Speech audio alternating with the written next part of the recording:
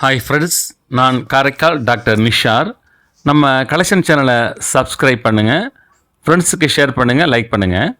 இன்றைக்கி நம்ம பார்க்குறது இந்தியா டிசம்பர் 15, 2023 ஆண்டு அன்று ராணி அப்பாக்கா தேவி உருவம் கொண்ட ஒரு நினைவு அஞ்சல் தலையை வெளியிட்டிருக்காங்க. இதனுடைய மதிப்பு பார்த்தீங்கன்னாக்கா ₹5. இந்த ஸ்டாம்ப் முக்கியமான வரலாற்று ஆளுமைகளை எடுத்துக்காட்டும் தொடரில் இதை ஒரு போர் வீரர் ராணியாகவும் அவருடைய பங்கை கௌரவிக்கும் வகையில் இதை வெளியிட்டிருக்காங்க.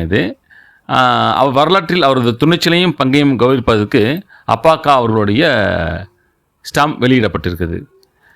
அப்பாக்கா சவுதா என்பவர் 16ஆம் நூற்றாண்டின் பிற்பகுதியில் போர்த்துகீசியர்களுடன் போராடிய உல்லாவின் முதல் துளுவ இராணி என்று அழைக்கப்படுகிறாங்க. இவர் இந்தியாவுடைய கடலோர கர்நாடகாவின் அதாவது துளு நாடு என்று அழைக்கப்படுகிறது.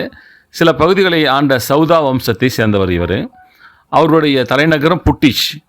துறைமுக நகரமான உல்லால் அவர்களது துணை தலைநகராக செயல்பட்டது. உல்லாவை மொலோயாபாரா என்ற ரீதியில் வைத்திருந்ததால் அதை கைப்பற்ற போர்த்துகீசியர்கள் பல முயற்சிகளை மேற்கொண்டனர். ஆனால் அப்பாக்கா அவர்களுடைய ஒவ்வொரு தாக்குதலையும் 4 சகாப்தங்களுக்கு மேலாக முறியடித்தார்.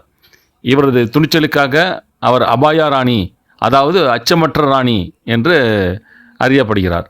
காலனித்துவ சக்திகளை எதிர்த்து போராடிய ஆரம்பகால இந்தியர்களில் உருவான இவர் சில சமயங்களில் இந்தியாவின் முதல் பெண் சுதந்திர போராளி என்று கருதப்படுகிறார்.